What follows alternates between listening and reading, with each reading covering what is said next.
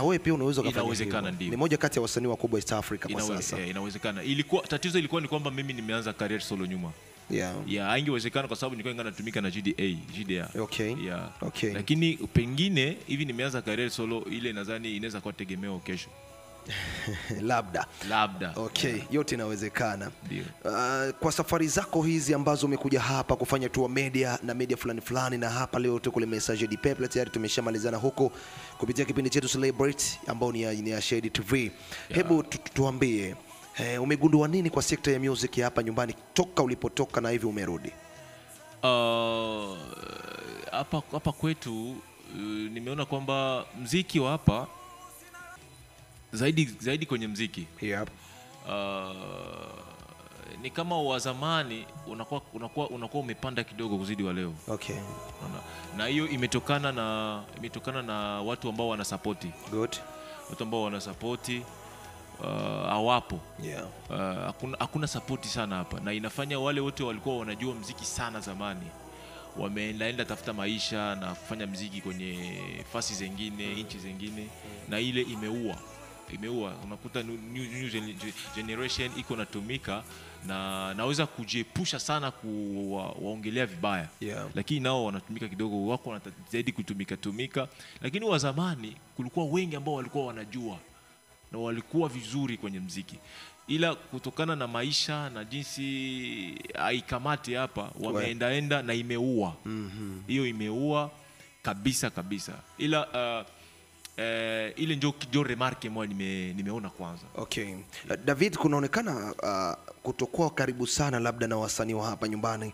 Of course tunashuhudia ma event nyingi sana za wasanii wetu wa gospel hapa nyumbani.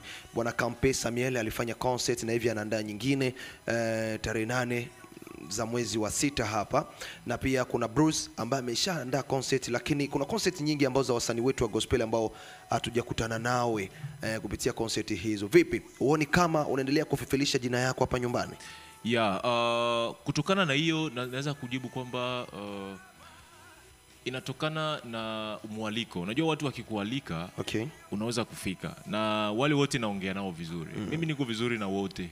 Naongea na waimbaji wote hapa vizuri, na sometimes inakujaka, lakini kama hawakukuita, Bruce ameniita, na nitakuwa. Lakini wale ambao hawakuniita ni vigumu sana nikuje, kwa sababu waoneshi heshima ya kazi yangu. Unaona? Lakini wakisema eti kwa sababu siko mbali, Bujumbura sio mbali na Burundi, ni hapa karibu, ni nchi jirani tu. Okay. Alafu wakisema no tunamuita mtu fulani, naweza kukuja, lakini kama hawakuita, waheshimu kazi yako. Mtu ajiletagi, japokuwa hapa ni nyumbani, lakini mtu hawezi kujileta. Wao wananijua na tunaongea nao, lakini hawaniti. Ile ni tatizo tu ambayo naweza sema kwamba ipo kabisa. Tuna neglige sana watu wetu wa karibu. Unaona?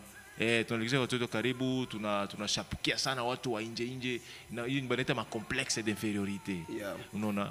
Na ile sio vizuri. Unaona kuna watu ambao wako hapo wanafanya vizuri. Watoto wa Uvira wanafanya vizuri.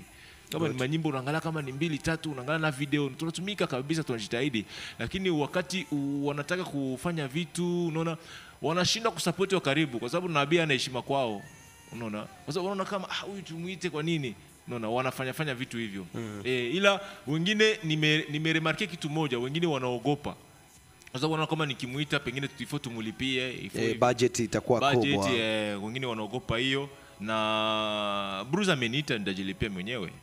Kwa sababu najua hali ya hapa, na hii hali ya hapa ni kuienda nao vile, ni kuelewa tu, kwa sababu mziki wa hapa hauna pesa.